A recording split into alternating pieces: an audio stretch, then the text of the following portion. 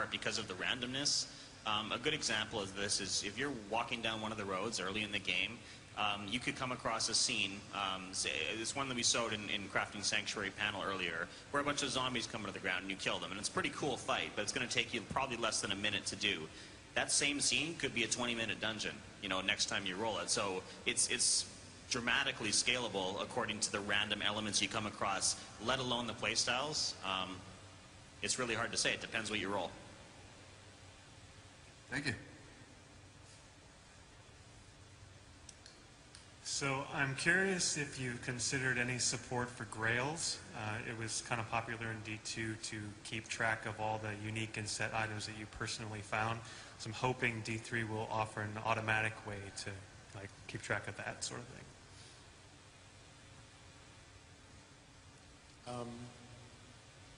Maybe. Don't know yet, to be honest with you. But I tell you what, I will put it on my list of things to look at and consider.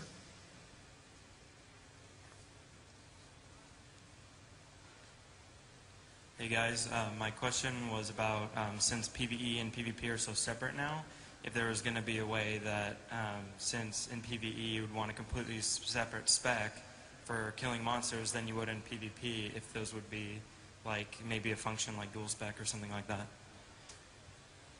So we haven't decided about that yet, primarily because there's a lot of things that drove the desire for dual specking in World of Warcraft, which is, I believe, where the request comes from. And a lot of it was that there were a lot of different things that pulled a WoW character in a lot of different directions. Like, you had to have the perfect PvE spec if you were raiding.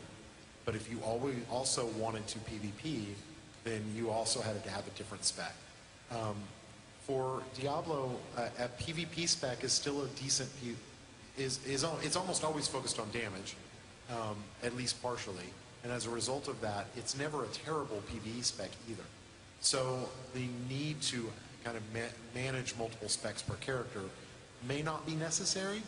I'm not saying that we wouldn't do it. I'm saying that we don't want to add it unless we need it, because we want to get it to you guys as quickly as possible. And so we really analyze each feature to see if we actually do need it.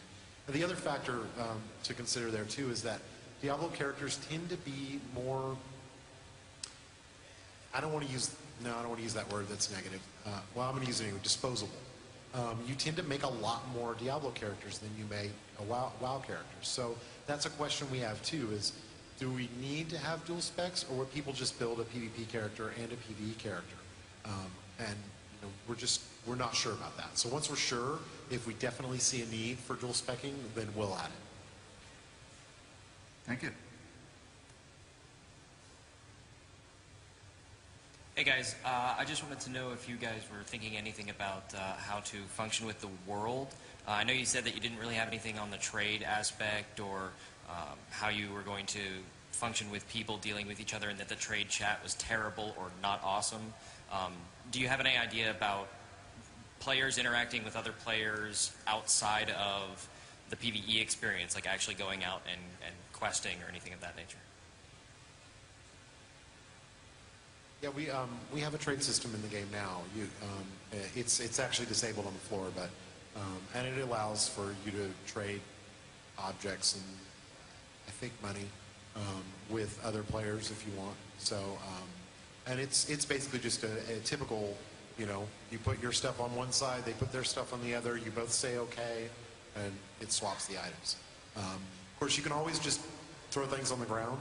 And one of the things that we find when we're playing together is that when people's bags fill up, if they, a little bit less now since salvage came in, but especially if they find something that they think, oh, this will be good for my friend, a lot of the times they'll just run by them and toss it on the ground because they'll see it. And, you know, people are like, anything shiny hits the ground, and they just naturally vacuum it up. That's actually the quickest way. Thank you. Hello, just a quick lore question. Do both genders of each class have the same backstory, and if so, does that include the barbarian?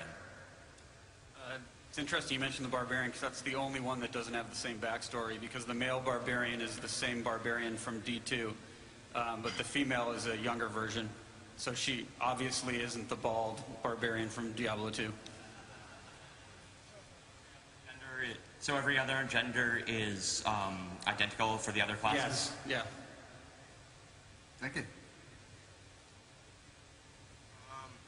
Having played everything from the Lost Vikings through 100,000 hours of World of Warcraft Arena, I hate to have to change my question because you said it, but the way I interpreted another answer that you guys had put forth is that you plan to not support competitive play because you feel that to do so you would have to deteriorate the essence of the fun of the game.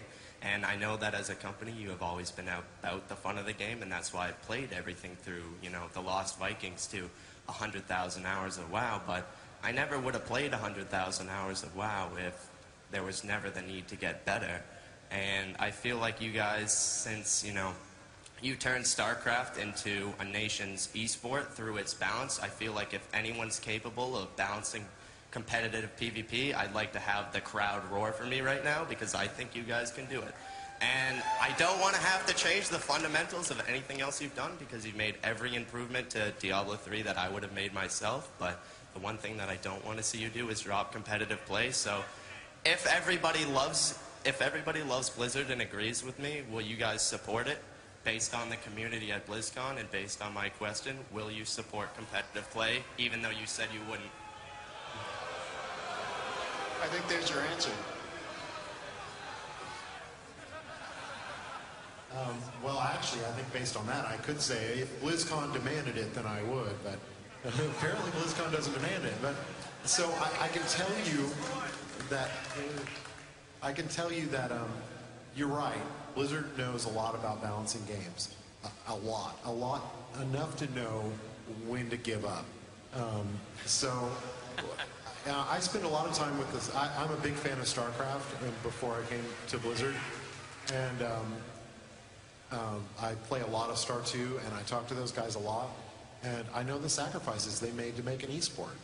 And that was okay, because that was their game. That was everything they wanted to be. It's not what we want Diablo to be.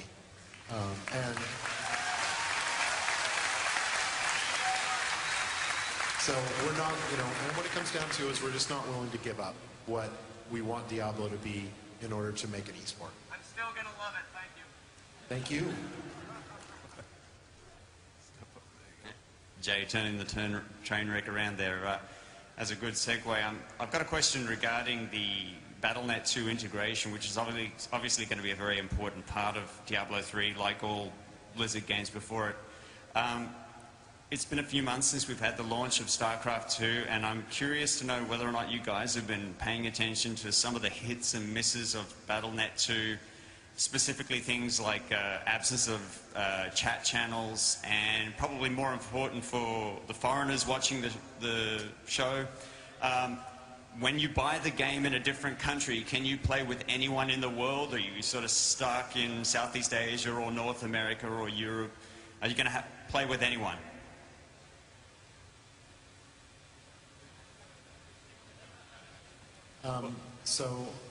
On the chat channels, no one's more disappointed that we don't have those yet than us. Well, maybe some people aren't.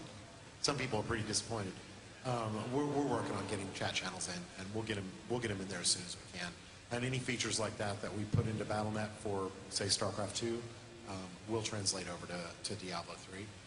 On the different regions, I have to say that I'm somewhat undereducated on the subject, but as I have been, from what I understand, there's no plans right now to make the regions cross-communicate.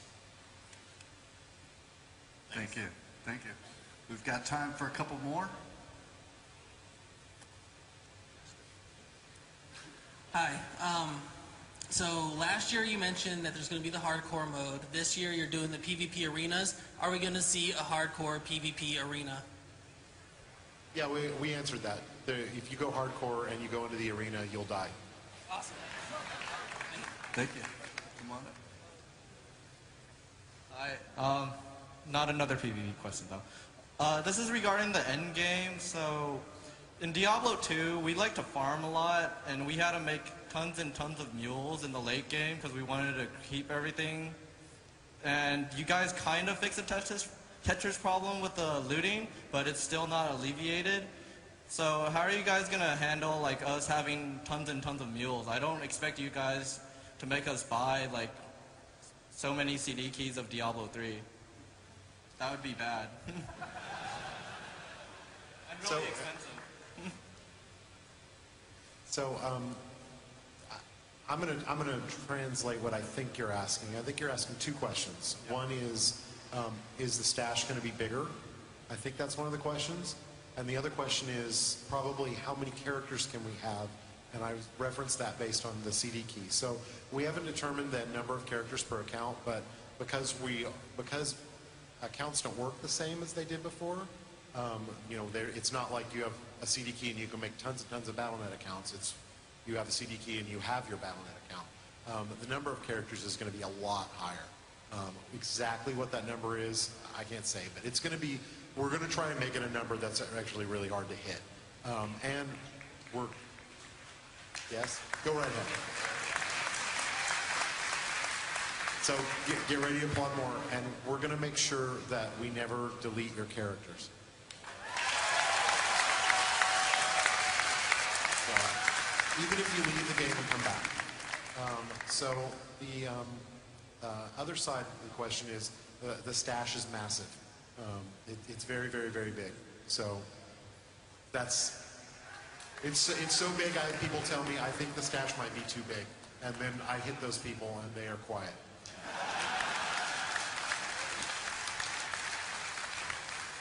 Thank you. I think we could squeeze in one more. Thank you very much. I just want to give a quick shout out to the raid group on Lightbringer, and my question has to do with the stash.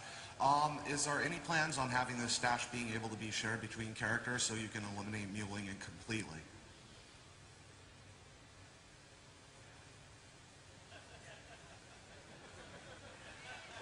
Yes.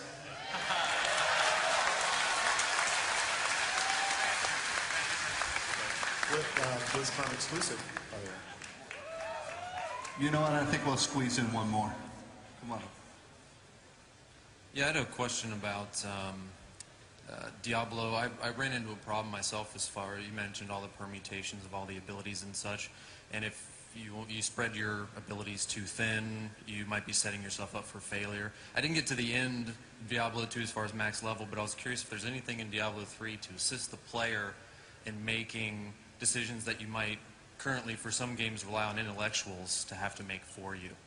Is there anything going to be able to help you say, well, you know what, you're at this difficulty, you're at the 19th level of hell or whatever, it's probably not a good idea to start picking up these new abilities, build up your current ones, that type.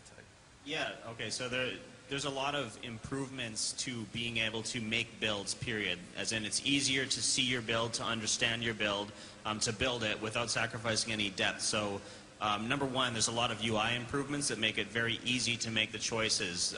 The abilities are tiered, so you can have fewer, better choices at any given time. There's currently a spending limit at the beginning of the game for every skill. You spend 5 skill points into it, and over the course of the game, you can expand that. So to make a long story short, we're taking choices like that, and we're dragging them out a little bit longer, so you have fewer, better choices to make. When you're making, these builds or respecking or whatever, it's going to be a lot simpler for you to understand it. I'm not sure if I answered all of your question. Was there any part I missed? Just that I think some of the abilities later on didn't really scale. So if you put a whole bunch of points into them, when you got, I think it was I played the Necromancer, the Summoned Skeletons, I think.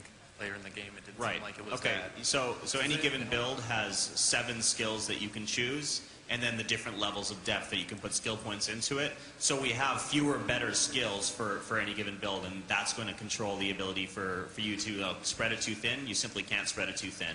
It's very hard to make a bad build with this new system, actually. Thank you guys very much. Everybody give them a round of applause. Appreciate it.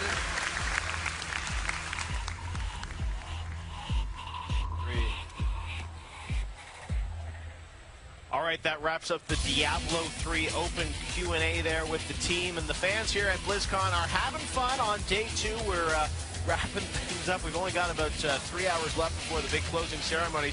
The fans are buying things at all the booths. There's the Razer booth with their mouse and their headsets.